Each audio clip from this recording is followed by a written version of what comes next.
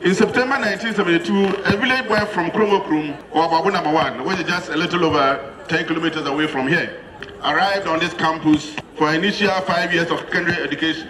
Eventually, it got extended to 7 years by reason of the addition of the sixth form of 2 years. I must say I was very, very raw, and I did not know what to expect. I had no option than to immerse myself in my studies and try as much as possible to stay out of trouble. I believe that no matter how deprived we think our circumstances are, God does not abandon us.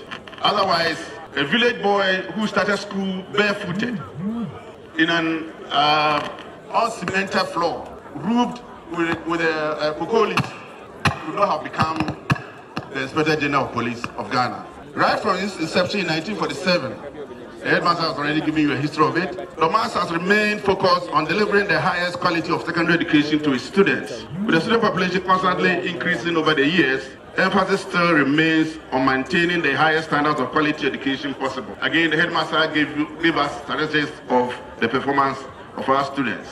Our great school, you agree with me, has contributed toward the development of our nation by producing a number of responsible people who are in positions of trust in Ghana and beyond. If we look around, our own overlord is a product, as he himself indicated. Our minister, our MCE, and a host of others are all old students. To you, the students who are here now, we must know that nothing comes on a silver platter. We must therefore ensure that in whatever we do, we make our nation, our school, our parents, and ourselves proud. We can only do this by being disciplined and applying ourselves assiduously to our studies.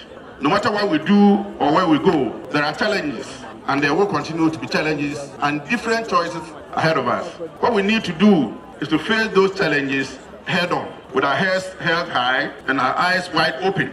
In making our choices, we must not look for shortcuts, which is very common these days. Simply getting by in life does not move the world forward. We must strive to excel in everything we do. We must do so with integrity. Yesterday I was listening to a radio program, and the program anchor was asking people to phone in that if your boss asks you to go and deposit money into his account, and then you heard that the boss had died, what were you going to do? I must say that I was very disappointed in the responses that came. About 90% of the people who called in or sent in responses said that when they heard the boss was dead, they will pocket the money. That is a very, very, very dangerous behavior. It shows that if nobody is looking at us, or if we can get away with wrongdoing or crime, we will commit it. We can only make progress as a nation if we all decide to live a life of integrity. We don't cheat in exams. If there are those supervisors around. And here, let me narrate one experience that I had while I was in Form 5 here. There used to be a very popular teacher who was, for me, the strictest disciplinarian on the campus. And as the assistant headmaster, he was responsible, though we only had one assistant headmaster, he was responsible for examinations. What he did was that when he was coming towards the exam hall, he would start shouting, "My name is R.K. Mensah. I'm coming to the exam hall. If you are teaching, stop. If you are cheating, stop."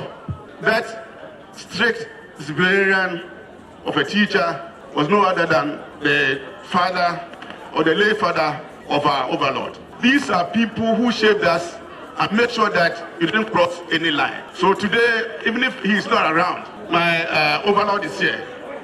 And that recognition must be given to him. Nana, we thank our late lecturer through you. Thank you very much. We do cross the red traffic light with the Aboabo. If you are driving Aboabo, you get to red light. Would you stop or would you cross because there's no police officer there to stop you? Would you try to find the owner of some property you found on the ground while you're walking on the streets? How many of us will return money wrongfully paid into our bank accounts? And ladies and gentlemen, if we fail the integrity test in answering any of these questions, then we have no business criticizing anybody in the work that they do. Because we are just waiting for the opportunity to get to a responsible position to abuse such offices. Above everything, students of Dormaa, we must be God-fearing. Let us respect our elders and our seniors, and God will bless us with knowledge. My challenge to all of us is to try to achieve our full potential in order to make ourselves Dormaa and the nation at large proud. I am very sure that our alma mater has done something for each and every one of us. The fact that we could pay our fare to these grounds is a testimony to the fact that Dormaa has helped us in a way. It is now time to give back, to move this great school forward. It is not enough that we rely on our past glories. Indeed, we are forced to reckon with, yes, when it came to academics, sports, and other extracurricular activities.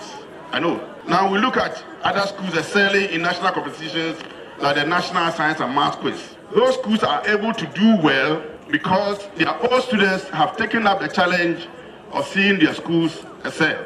The teachers will do their best, but let us help them to give our students the best in education. My appeal to all of us is that we should try as much as possible to contribute our quota toward the advancement of this great school. We have ignored our mother for far too long.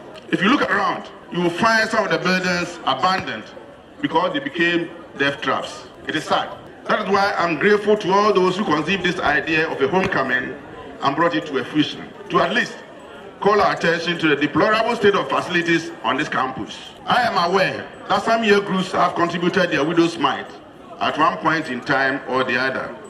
Indeed, the 1977 O-level year group, to which I belong, has put up a clinic or sick bay for the school, which will be handed over to the school tomorrow. It is said that if you want to go fast, you go alone. But if you want to go far, you go with others. It is good to be doing things on our own as year groups, but it is better to work together. Let us all embrace this rejuvenation of the Old Students Association, and as a group with a unified front, help to get our great Dormaa rise to its deserved position. Thank you for taking the time to show up to celebrate our alma mater, reconnect with friends, and reflect on and laugh about some of the things that happened to us early in our lives. Enjoy yourselves and let great Dormaa benefit from whatever networking you are able to make of this homecoming. Before I take my seat, I would like to donate 5,000 Ghana cedis towards the development of our school. Thank you very much, and may God bless us.